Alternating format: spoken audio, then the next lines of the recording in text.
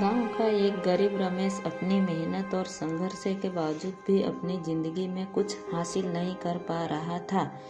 वह हमेशा यही सोचता रहता कि क्या किस्मत कभी बदलेगी। एक दिन गांव में एक सफल व्यापारी ने गरीबों के लिए एक आर्थिक सहारा योजना शुरू की।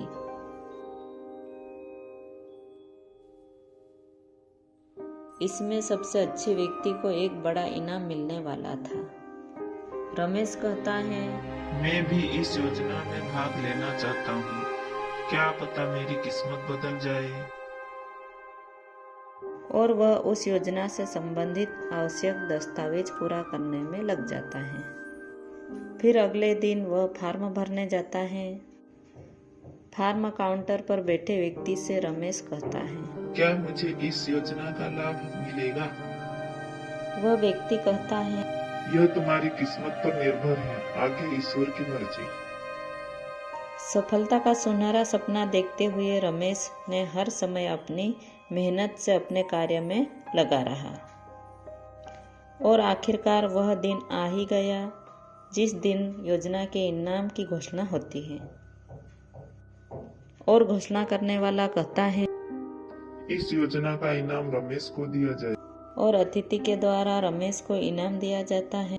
इनाम पाकर रमेश अपनी पत्नी से कहता, इन इनाम के रुपयों से मैं कपड़े की दुकान का बिजनेस करूंगा और एक दिन बड़ा आदमी बन जाऊंगा। वह अपने काम में लग जाता है और दुकान खोल लेता है।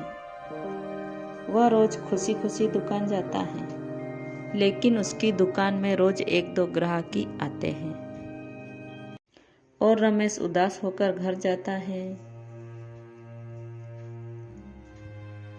घर पर उसकी पत्नी पूछती है, क्या हुआ जी, आप बहुत उदास लग रहे हो।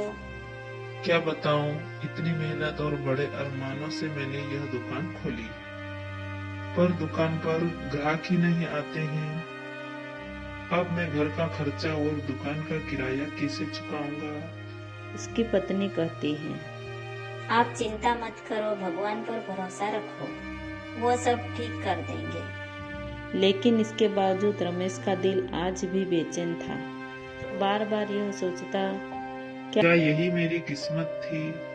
क्या मैंने अब तक सही मेहनत नहीं की। एक दिन एक साधु रमेश की दुकान के पास आया और बोला, बेटा, साधु को कुछ दान दक्षिणा दे दो।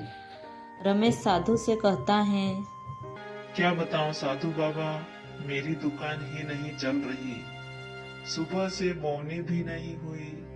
पर साधु भगवान का रूप होते हैं, इसलिए मैं आपको खाली हाथ नहीं जाने दूंगा। इतना कहकर वह कुछ रुपये साधु को दे देता है। साधु ने रमेश से कहा, बेटा, तुम बहुत मेहनती हो, लेकिन कभी कभी हमें अपनी किस्मत का इंतजार करना भी पड़ता है। रमेश ने हैरानी से कहा, लेकिन मैंने तो मेहनत और संघर्ष किया है, फिर भी मेरी किस्मत मुझसे मुस्कुराहट क्यों छीन रही है। साधु मुस्कुराया और कहा, बेटा, किस्मत का इंतजार करना मत भूलो, लेकिन अच्छे कर्म करते रहो, अक्सर हमें वह मिलता है। रमेश ने साधु के शब्दों को गहराई से समझा और उसने अपनी मेहनत की राह पर और भी मेहनत की। कुछ ही समय बाद एक व्यापारी रमेश की दुकान पर आया और, भाई, मुझे कुछ कपड़े दिखाओ, मुझे अपने बच्चों के लिए लेना है। हिसाब और कपड़े दिखाने लग जाता है। व्यापारी बोलता है, मुझे यह कपड़े पसंद आ गए, इसकी कीमत बताओ। रमेश कीमत बताता है। कीमत सुनकर व्यापारी बोला, बाप रे, इतने महंगे, मुझे नहीं लगता है कि इतने तुम्हारे कपड़े बिकते होंगे। रमेश कहता है, क्या बताऊं साहब, आगे से ही माल बहुत महंगा आता है, इसलिए बेचना पड़ता है। व्यापारी कहता है, ठीक है, अगली बार से तुम हमारे पास से माल लेना, जो कि सस्ता और बहुत अच्छी किस्म की है। रमेश साहब, और दोनों का सौदा हो जाता है। रमेश उसी व्यापारी से कपड़े खरीद कर लाता है और बहुत ही सही कीमत पर बेचता है। उसकी दुकान चलने लगती है।